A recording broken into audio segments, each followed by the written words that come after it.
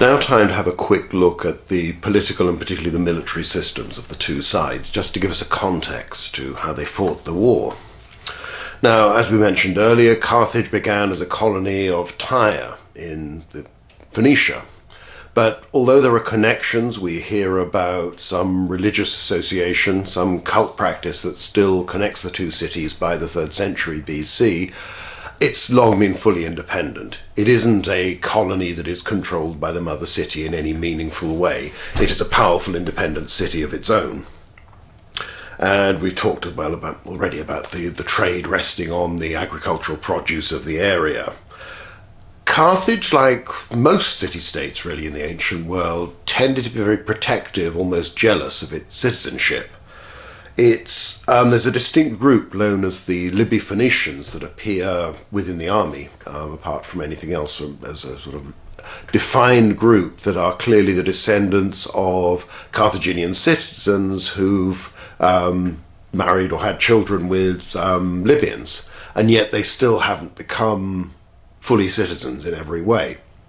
So it does seem to have been quite hard to become a Carthaginian, even though there are those mentions, as we've seen with the Barcid family, of marrying daughters off to nobility, royalty in Numidia, in Spain perhaps as well. Nevertheless, it's fairly difficult. The Libyan population in general is excluded from political rights in any meaningful way. There's no trace of that at any point in Carthage's history. They seem to be an almost peasant serf population, though obviously you've got to be careful using these terms because it can bring in all sorts of associated baggage from more familiar periods that might not really be relevant to the Roman era, although the ancient era. They provide the workforce on the big estates that are owned by the Carthaginian citizens. They provide the heart, really, of the Carthaginian military. I think I've mentioned earlier, Carthaginian citizens do not serve in significant numbers to provide their armies because there aren't very many Carthaginian citizens and you can't risk the casualties. So the Carthaginian citizens who serve in the military are officers, usually pretty senior ones. They provide the army's commanders, they provide its staff, its key leaders. In the Third Punic War, a lot of them will fight because the war has come to their doorstep. But they don't do this to any extent in either of the other two wars, not in great numbers. This isn't like the manpower of the Roman Republic. So the wealth seems to be concentrated in the hands of the citizens, and for Greek observers, Carthage is a mixed constitution. It's got this ideal combination of monarchy, oligarchy, aristocracy, and democracy that they saw in the Romans as well and in some other states, and that allowed it to be internally stable, cohesive, not rent by the stasis, the faction, the revolution that was the plague of Greek city-states. So Carthage is stable internally. It doesn't have revolutionary elements within the city. Doesn't always mean that its politicians and leaders agree, but nevertheless, it does have a coherent system. You've got 2 elected magistrates who are the senior executive officers, but they don't seem to have military command while they're doing that, unlike the Roman consuls. Council of 30, a larger body of 104 elders. The civil and the military leadership is separate, even though some individuals will do both. Hannibal is an example of that. But it isn't like the Roman consulship, the Roman magistracies, where you might, as proconsul, praetor, pro-praetor, whatever it be, expect to be given command of an army when the state required an army to exist. It doesn't work that way. The Carthaginians will appoint admirals, generals separately. And they're appointed by the civil authorities, presumably supposed to be responsible to them, although again, as with so much of this, we're looking from the outside. Now we hear in earlier periods of Carthaginian commanders who fail, or who are perceived to fail, often by their own troops, by their own senior officers, basically, by the other Carthaginian citizens present, who are executed, in fact crucified, as punishment towards this. Now we hear about this in the First Punic War, into the Sacred War. Doesn't happen by the Second Punic War, at least it's not mentioned. So whether this is one of these practices that has changed, it seems to have a ritual, it's almost a sacrificial element. You're sort of atoning for the failure of your country. There's obviously something that's angered the gods, therefore you need to make good by paying with your life and the suffering that you endured in dying to make the gods happy again, and therefore more likely to bless and favour the Carthaginians in their next enterprise. So you do get the pattern that senior commanders are appointed, and some of them, rather like Hamilcar Barca, Hannibal's father, and Hannibal himself and his brothers, will be appointed for very long periods.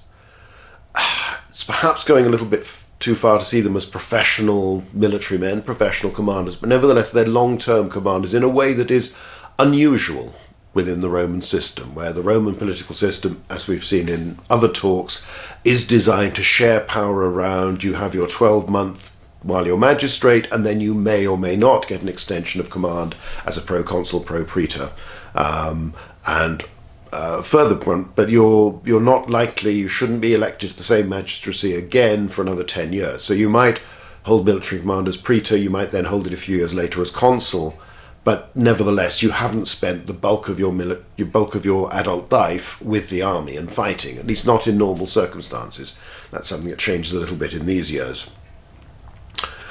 So you have commanders who are often men who will spend rather more time with the army, in the Carthaginian terms.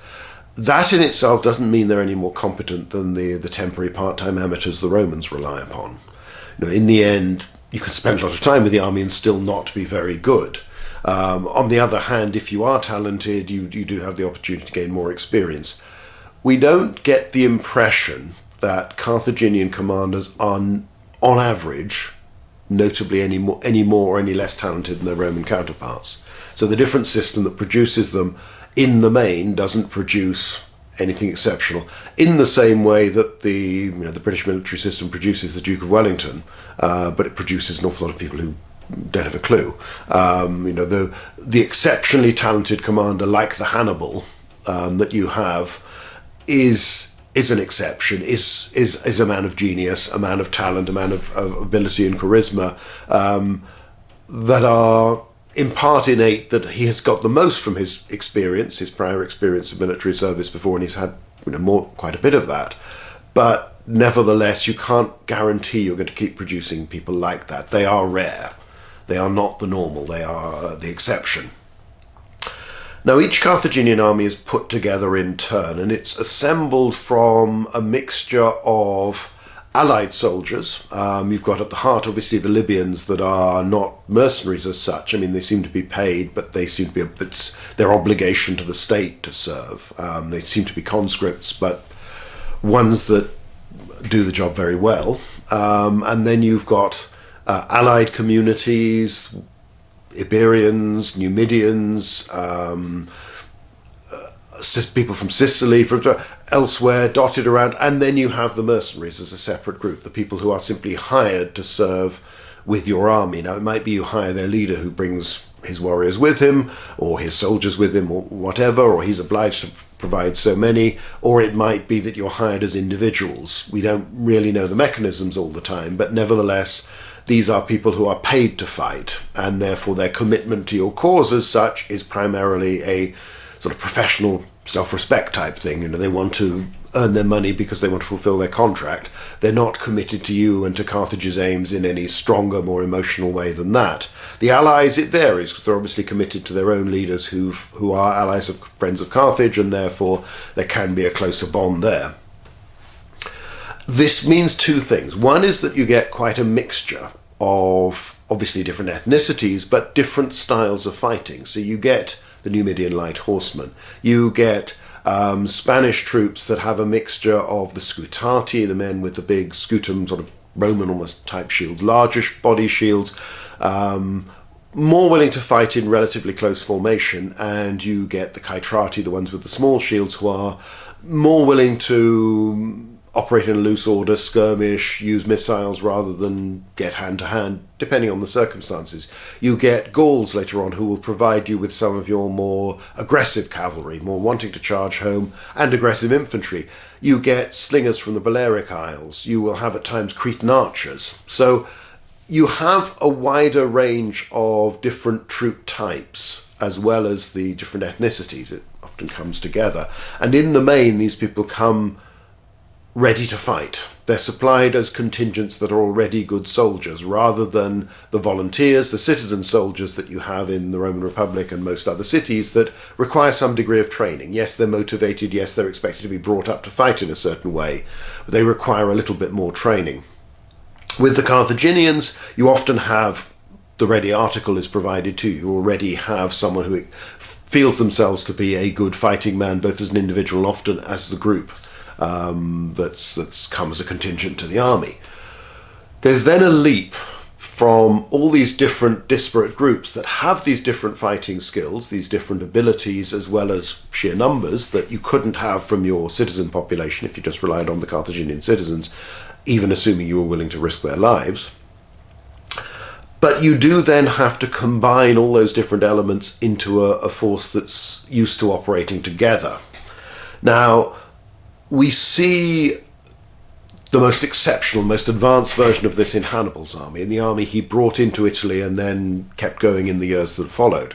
So that you'll see he's got Libyans, Spanish, Numidians, Balearic slingers that he starts off with. He adds Gauls once he arrives in northern Italy, and later on he'll add Samnites and Campanians and others, various groups of Italians who will join on, and they can be bolted into this army without effectively changing its essential coherence. Because again, this is the army that's the basis of which, and particularly its high command, but also certain contingents within it and officers at all levels, have been people who fought for a decade or more under Hamilcar Barca, under Hannibal's brother-in-law, and then under Hannibal himself before the war starts. And then they only have even greater experience of campaigning and particularly greater success. It's a team that's used to winning, but it's also a very well-practiced team. So Hannibal's army is often used to describe the typical Carthaginian army when it isn't. By their very nature, each Carthaginian army is unique. It's put together from different contingents. It then has a different level of coherency depending on the experience. First of all, the ability of whoever's put in charge of it, but also what it ends up doing. Hannibal's army has spent a lot of time fighting and winning. Other armies don't get that opportunity, don't have a commander with the same inspirational skills, but also the same talent to keep feeding them victory. So they're much less of a practice team. And on the whole, it's Hannibal's army that's exceptional, and we shouldn't expect the other Carthaginian armies to be like that. So let's look at that. And we've already talked a little bit as we've been going along about the contrast with Rome. We won't go into this too much because obviously I've talked elsewhere about the Romans, but again, come back to the idea. It's founded by Romulus and Remus in the 8th century. It gradually expands and incorporates Latins, other Italians. The big truth about Rome is its sheer size as a political entity that is unlike any other city-state that the ancient world has seen to this point. Polybius talks about the manpower available to the Roman military, available to be called up with enough property to have the obligation to serve in the army in the years just before Hannibal's invasion, and he provides figures of Roman citizens and Latins and other allies obliged to serve in the army that give us a total of over 700,000. Now that's adult males with enough property to be called up for military service, about half of those being full Roman citizens. If you think back to classical Athens in its heyday, which is an exceptionally large city, you maybe had a military manpower of the hoplite class anyway of about 30,000. People who were able to serve, had the equipment and could be obliged to serve as heavy infantrymen in the phalanx. So just in terms of pure citizens, let alone all the allies, Rome is 10 times bigger. If you add in all the allies, it's more than 20 times bigger than the biggest citizen army that's been feasible before. Because if you think of Antioch in Syria or Alexandria in Egypt, these have grown and become substantial cities, but they don't have the same ethos and the same population of citizens who are obliged to serve and vote, elect their leaders, and then fight the wars that those elected leaders and the elected governing bodies choose to fight or are obliged to fight. So the basic point about the Romans is that there are an awful lot of them.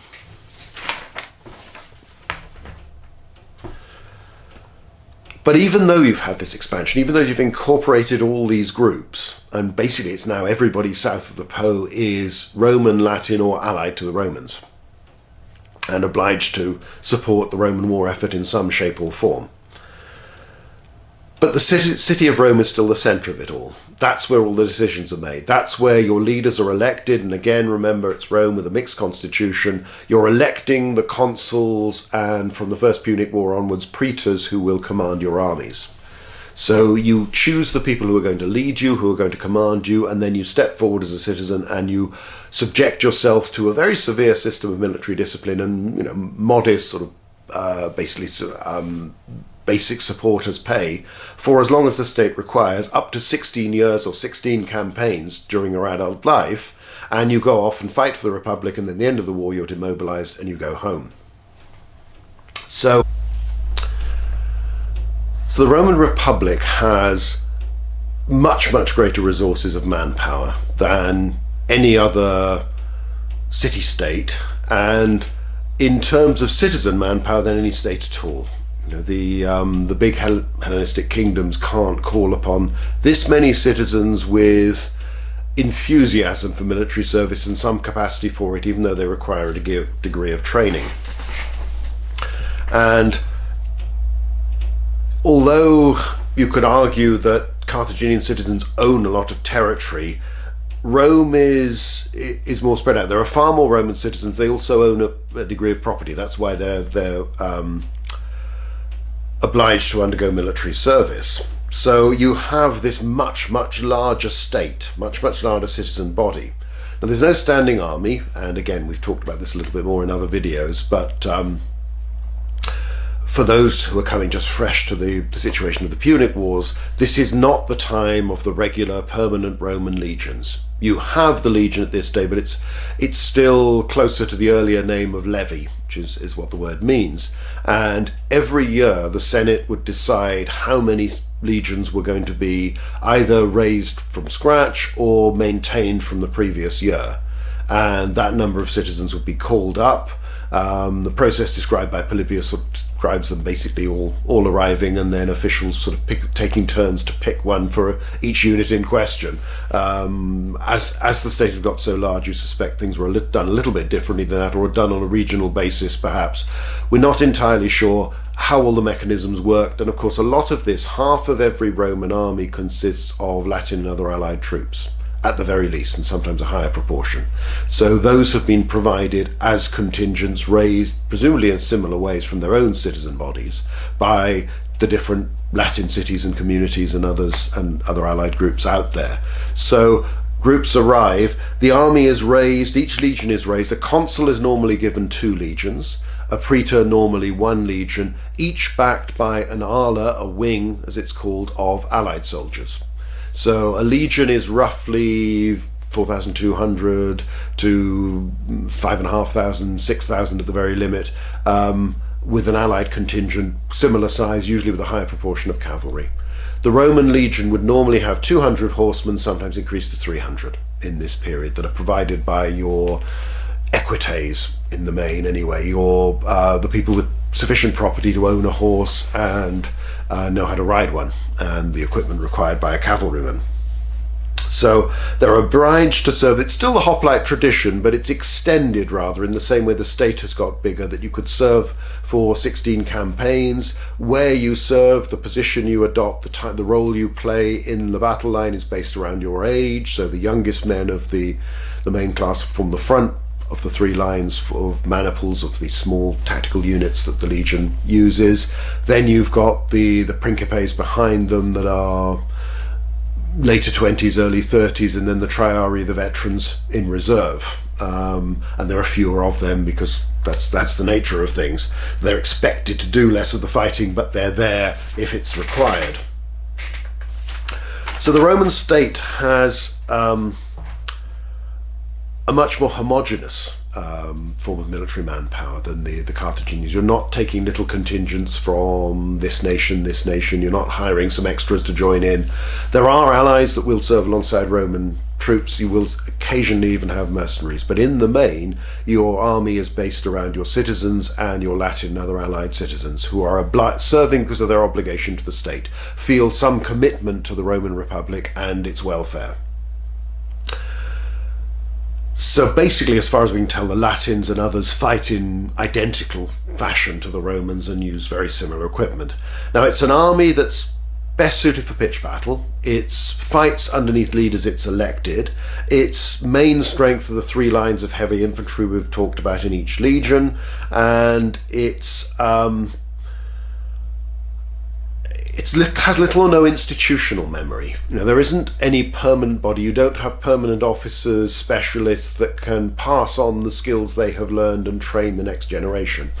Your family are expected, your father, your uncle, whatever, expected to teach you how to use a sword, the basics of soldiering, of fighting, before you arrive. However, there is the convention that any sensible commander will train his men once they arrived and will start to drill them. Because obviously, as far as we can tell, there is no evidence for you being called up in the same groups. So there isn't a sort of age year, and everybody from that particular voting tribe or whatever who is of that age, born between these months, gets called up to serve the same time, and they'll get called up the next time they get called up as a group.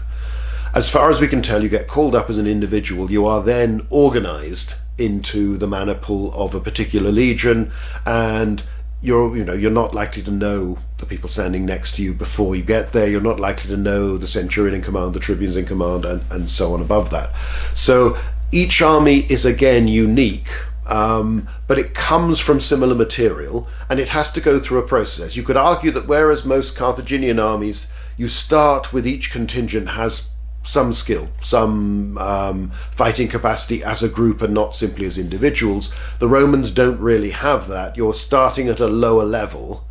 However, you have, because you're all very similar and you all speak the same language, it's much easier to train and drill you. It just takes some time before you become basically competent as a unit, as a maneuvering force, rather than simply as an individual, and then even longer before you become a well-trained and practiced team. So newly raised Roman armies tend to be very clumsy, but they improve steadily over time, again, especially if well led, and especially if they get the encouragement, the incentive of winning a few victories. But when at the end of its time you demobilize that legion, the state has to start again. So legions are not permanent, they are renumbered every year at this point. While they might build up some esprit de corps, some sense of their own identity during their service, once it's disbanded, that's gone, you start again. New legion, new army, even if many of those individuals will get called up and serve again at later stages in their lives. So it's not a subtle army, and early in the Second Punic War you can see Hannibal running rings around rather clumsy, poorly handled, but also difficult to maneuver Roman armies. They're caught off guard at Trebia, at Trasimene, at Cannae. They use the tactics of the sledgehammer on sheer numbers and brute force. However, in contrast, as the war goes on, you see legions that are very maneuverable, can employ highly sophisticated tactics, can wrong-foot the enemy in the same way that Hannibal did to the Romans early on. Because you have soldiers serving year after year under the same officers, some people will be serving for more than a decade continuously by the time the war is over, and some even longer. The survivors of Cannae were formed into 2 legions that get shipped off to Sicily. These blokes are still in service. They invade North Africa. They're also still there to be sent to Macedonia in the Second Macedonian War. So, these are volunteer militia, conscript soldiers, call you what you will, but they've spent most of their adult lives in the army, fighting, and after the initial really bad experience they've tended to do quite well. So again, labels like professional, amateur, citizen militia and mercenary and this sort of thing, you all need to sort of take them with a deal of pinch of salt. There's a lot of nuances involved on either side. Before we move on to the wars themselves, let's think about more generally warfare in the 3rd century BC. In the main, wars of this era are expected to end in a negotiated peace, unless you're fighting a community that's much smaller than you, so you don't have to worry about such niceties, and you can actually destroy them and kill or enslave or drive away all survivors. Then a war will end with a treaty, and it's imposed on the side that is perceived or accepts the fact that it's lost, it's doing worse than the other side, and therefore the treaties reflect this. So therefore, if you're losing, you'll expect to maybe lose some territory, certainly lose some money, lose prestige. But these are not generally wars of extinction, these large wars between organized states. They tend to be decided by a decisive battle, but it isn't necessarily with states the size of Carthage and Rome. It's certainly not the first battle or a single battle. So First Punic War gets decided at the Battle of the Agates Island, the naval battle where the last fleet that's been scraped together by each side clashes and the Romans win. Second Punic War is decided by the Battle of Zama, but again, each one has come as the culmination of many years of struggle. So major battles on land and sea in the First Punic War and entirely on land in the second figure heavily in our sources, and they are important. Because if you lose a battle, it inflicts such a big psychological blow and often damages your morale, apart from the casualties that may be difficult to replace, at least quickly, particularly if you've lost well-trained men. And of course, it's a lot harder to convince your next lot of soldiers that, oh, we're going to win next time after nearly everybody died in the previous engagement. It's not encouraging. However, there can't be a battle big enough between Rome and Carthage to decide everything in a single day, in one battle. When you think even Alexander the Great takes the three major battles and a lot of sieges to defeat the Persian Empire. Now there's a slight difference there in that had Darius of Persia or had Alexander himself been killed, crippled early on in the fighting, then that may well have made a major difference, because particularly if the Macedonian king had gone, there wasn't an obvious successor. The odds are that the invasion, the grand expedition to the east, fails at that point. And if you think to the incident at Granicus where Alexander was nearly killed, this was a close run thing. However, the Romans and the Carthaginians don't have that sort of leader. They don't have a monarch whose death or humiliation or capture could end the war. So it does mean there's an element of attrition, inevitable, in these sorts of conflicts, because of the sheer size of the states involved. They have important cities, but until the Third Punic War, neither capital is actually taken by the other side. Carthage is threatened a few times, Rome to some extent during the Second Punic War on one occasion, but it's not taken. It's not even seriously besieged, nor is Carthage again until the Third Punic War. You can take other cities like Capua, communities like New Carthage in Spain, the center of the Barkids' new sort of province. In themselves, those don't win the war. They are, again, like losing a major battle. It's a major blow to lose one of these cities, and a major gain if you get one. But it's not enough to win the war in one fell swoop. Again, economic activity is similar. You can damage the opponent by attacking their fields, their crops, attacking their trade, attacking their ships, but neither is so heavily dependent on a small area that can quickly be threatened, destroyed, captured, that, again, this is an easy path to victory. This is, again, adding pressure. Slowly, gradually, it makes things worse and worse, and in the end it might persuade them. So the nature of the armies and the sheer size and organisation of the states means that it's not entirely clear how you beat either side right at the very start, other than you do bad things to them and eventually they're convinced that, yeah, it's not worth continuing this, and they'll negotiate it. One significant factor is that compared to Philip and Alexander's Macedonians, these are not armies that are very good at siegecraft or very inclined to push sieges aggressively until they capture the city by any means possible and accept the casualties of direct assaults. The later Roman professional army will be able to do this, but the army of this era can't. Carthaginians probably have greater knowledge, judging from some of the excavations of siege sites in Spain, for instance, that's been going on in recent years. But even so, you can take a relatively small place by assault, but a big city is extremely hard and dangerous. And again, in contrast to the cities that Philip and Alexander tended to besiege, places like Carthage itself or Rome are physically much bigger. Simply to surround them and even blockade, let alone assault, you need a big army that's often more than the number of soldiers you have available for most of the time. And remember, Alexander and Philip never have to take a city when there's a an enemy field army operating in the open. They can always just isolate it and concentrate on that alone.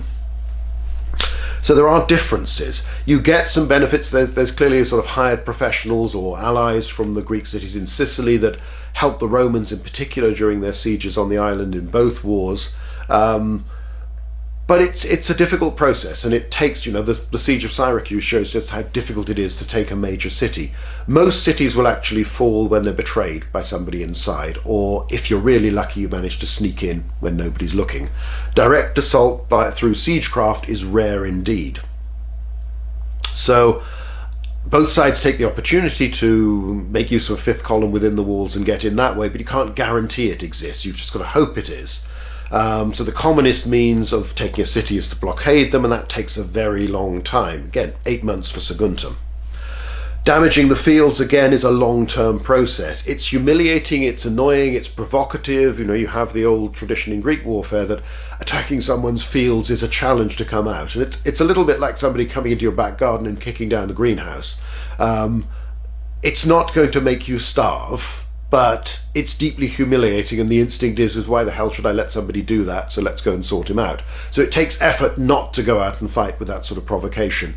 But if you don't fight and they're allowed to ravage your fields, then obviously the longer they get to do it, the more damage they can inflict. And this can be targeted, and some people will suffer far more than others if that's where the armies are operating. So this can cause devastation, it can affect the population, but again, you can't defeat either side easily that way because the territory is simply too big. So mass battle remains the easiest way to inflict a very big blow quickly, but of course it's a double-edged sword. That blow could be inflicted on you if you get things wrong. And there are limits really to the maximum size of a field army that you can simply supply and control in the field. The Romans mass 86,000 men for the army that serves in the Cannae campaign. A little bit of it's left in the camp, so isn't in the battle itself, and they can't really supply it very easily. It's a struggle. It's clumsy. It's difficult to maneuver. That's one of the reasons why the campaign is fought in such a brutally short manner, and it doesn't work. Generally speaking, you'd look at this period and say an army of about 50,000 men is the most that even a good commander with a well-organized force can control for any length of time and feed for any length of time.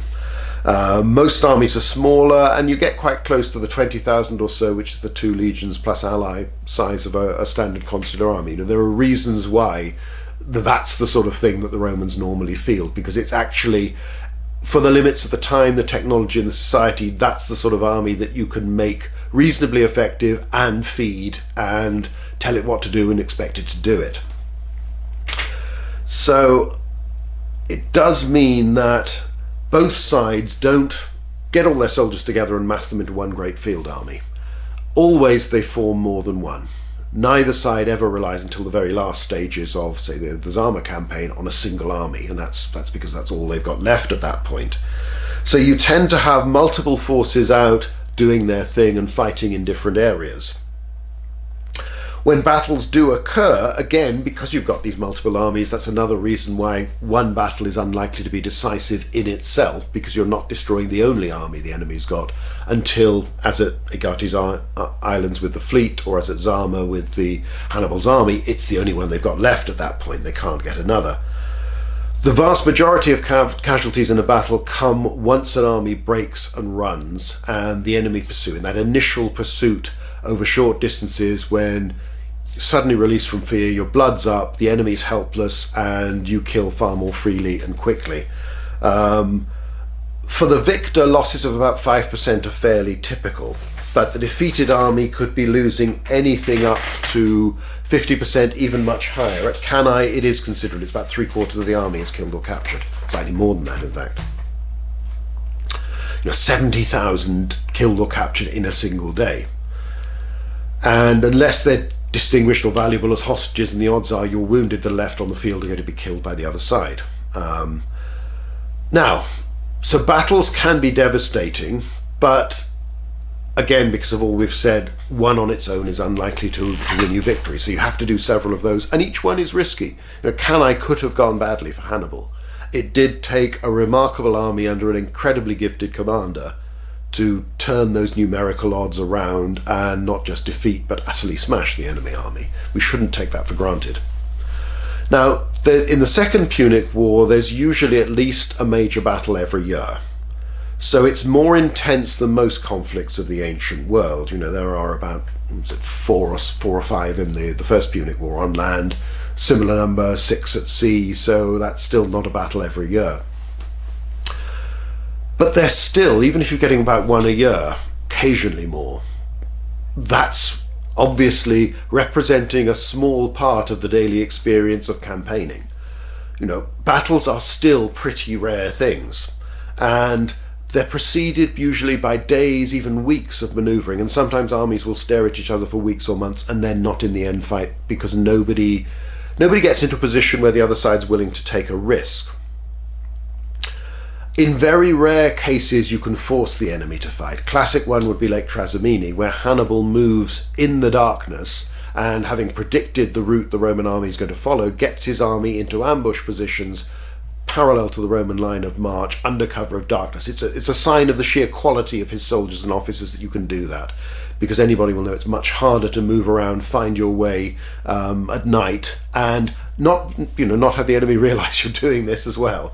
So that's a sign of the quality of his army as well as his ability, but also the comparative inexperience and weakness of the Romans at this point. But other than that, it's almost impossible, unless you have that sort of ambush, to force the enemy to fight, because usually you don't want to attack against even a moderately strong position. The enemy are on a ridge, the enemy on the other side of a stream, this sort of thing. You generally don't like doing that. You like to try and make the enemy attack you. And if you look at the military theory that had developed in the wake of Alexander and his successors' campaigns, the literature about how to be a general, this sort of thing, it's all about gaining as many edges as you can, and many advantages over the enemy as possible. And many of these are comparatively slight. Try and get the sun in the enemy's eyes, try and be uphill, try and, if you've got more cavalry then you want more open country. They're not things that in themselves will guarantee victory, but the more of them you can get, the more it shifts the odds in your favor. But one of the things it emphasizes is just how risky battles are. You don't want to risk your army until you're pretty confident of victory. Because if you lose, you can suffer those horrendous casualties in a very short time, in a matter of an hour or two. And so that means there's always, for every commander, that degree of caution about committing to battle. And obviously, if the conditions are favourable for you, they're probably not to the enemy, and there's a pretty fair chance the enemy realise this, so they're not going to do it. And there's a nice quote from much later in the Social War. The biographer Plutarch tells us about the Roman commander Marius, and an enemy commander is supposed to have, shouted down to the Roman army, "If you're such a great general, Marius, come up and fight me." And Marius's reply was, "Well, if you're such a great general, make me." It's all about outthinking. It's far more complicated than chess. It's trying to get the best possible situation and then bang, you attack in the manner of an Alexander or Hannibal, but you wait. And again, the stories about Hannibal are all about his ability to get these little advantages, just that little edge in his favor, and then another one and another one until he's sure of victory. So Hannibal is very good at exploiting this system, and he uses it to devastating effect. His victories over the Roman armies are some of the most complete victories of any big armies over other large, sometimes even larger armies in the ancient world. They do rank very highly. But you don't see the same talent with other Carthaginian commanders and other Carthaginian armies. They only produce one Hannibal. And again, Hamilcar Barca, for all his bravado, never won a major battle against the Romans. And other Carthaginian generals range from competent to fairly inept, but they don't dazzle in the way Hannibal does. There simply isn't anyone else who can run rings around the Romans in the way that he does. The Romans begin as a fairly sort of amateurish, rather keen. The Roman instinct is always to attack if they possibly can. They're not very good at this subtlety and hanging around. They just rely on, we're Romans, let's go and hit something with a big hammer and we'll bash our way through. And they often get away with that. They don't against Hannibal, at least for many years. But the thing is, they do get away with it against other Carthaginian armies. nearly all the major victories won by the Carthaginians are won by Hannibal. There are a few by his brothers, but even though, the successes in Spain have a lot more to do with the strategic situation. So there isn't that built-in advantage for the Carthaginians in terms of their command ability and the sophistication of their army, other than with Hannibal and his troops. And the standard of the Roman commanders begins as, inexperienced, inept, over-aggressive, but it increases steadily as they get more and more experienced, because they adapt and they end up relying upon their better commanders and giving them responsibility, and they simply improve, and everybody at every level improves. Again, as we've said with the armies, to the point where the Romans, by the later stages of the war, have a clear advantage over every Carthaginian army apart from Hannibal's force, and eventually they reach parity or better. As to some extent Hannibal's army has declined because his men have just died. They've been worn out. This has fought a long war. He has suffered losses. Cannae is a very costly victory. He may suffer as much as 10% losses, and it's emphasised these are amongst his best leaders, best men. So you're taking the edge off your army even with these victories, because the Romans take a lot of killing. So let's look at the roots of the conflict, because obviously that helps us to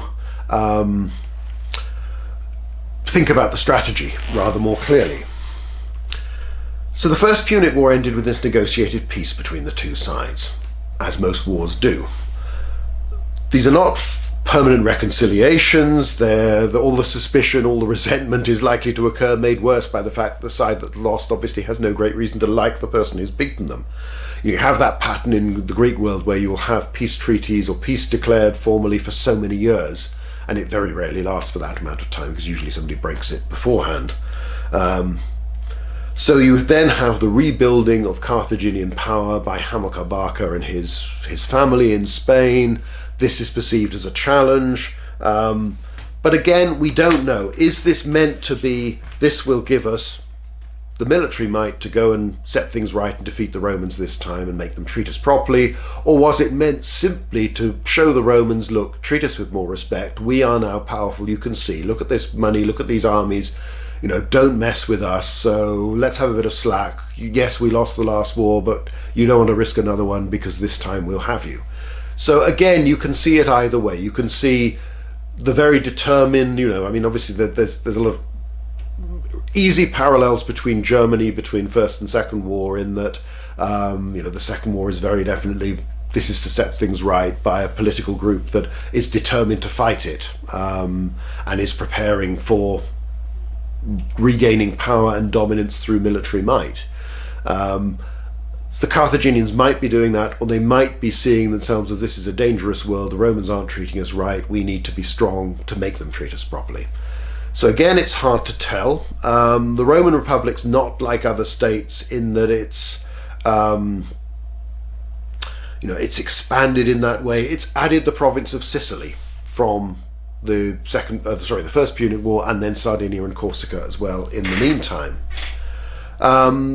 They're starting to send garrisons there. They're getting involved. They've been involved in Illyria, the other side of the Adriatic Sea, just before the Second Punic War.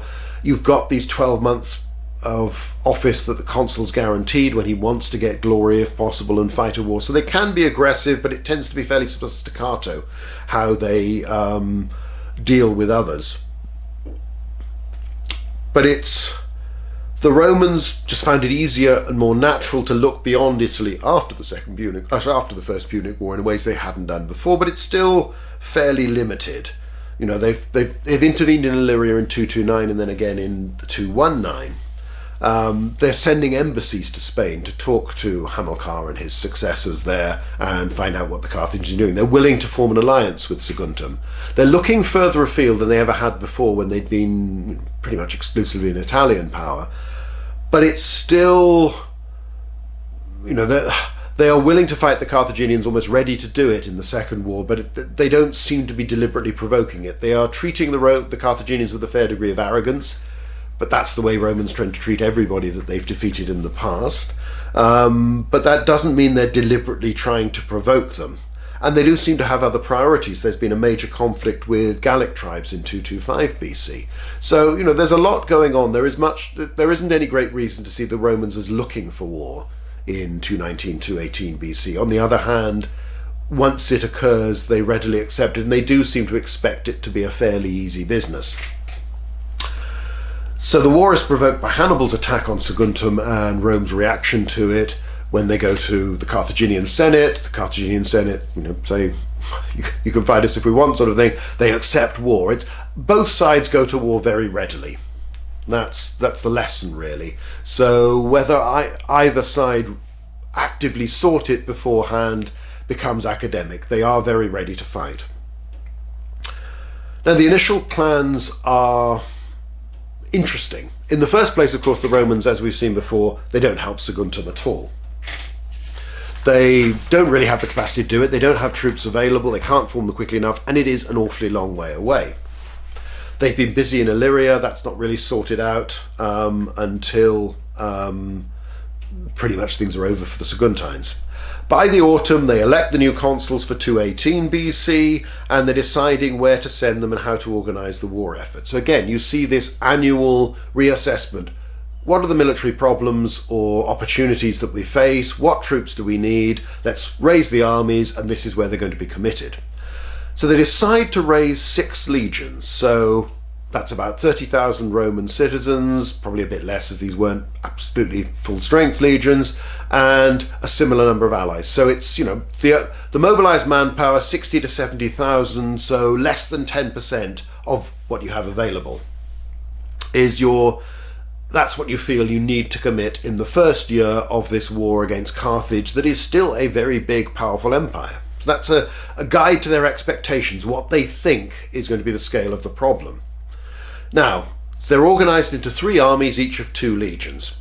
2 obviously go to the consuls. One, under Sempronius Longus, is to go to Sicily and use Sicily as a base for an invasion of North Africa, and it's supplied with naval assets to make that possible. The second, under the other consuls, Publius Cornelius Scipio, is to sail to Iberia. Again, the naval capacity you've developed in the First Punic War allows you this opportunity to think, okay, I can send an army overseas, I can send it further afield.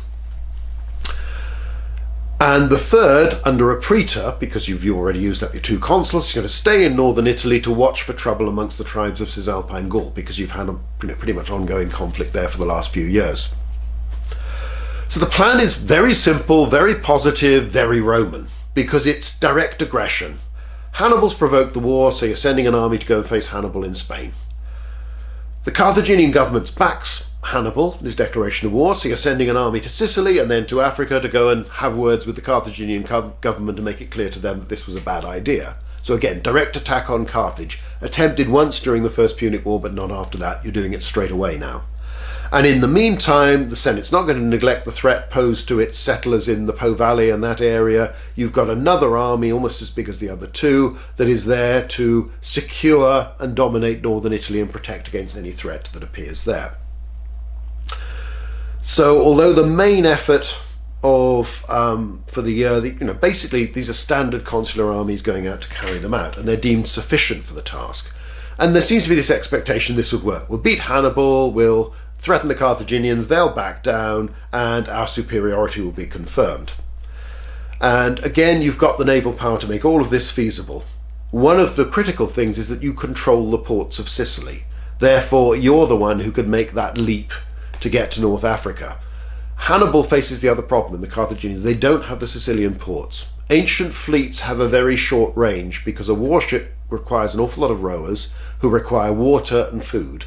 They can't move about much, there's not much storage space, so you can't, these are not like the warships of the 18th, 19th, early 19th centuries, the great sailing ships that could be out of sight of land for months on end and still manage to feed themselves and cope.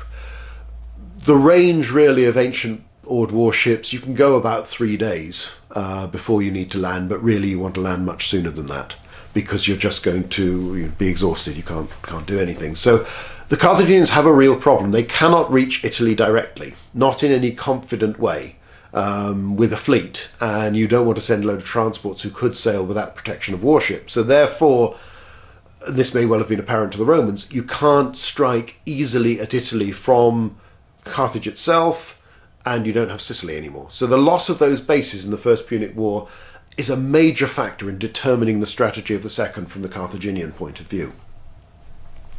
Now, in the First Punic War, the Romans had been consistently aggressive. So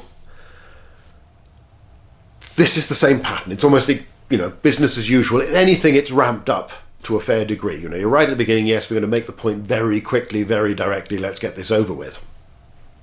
It shows a great deal of confidence.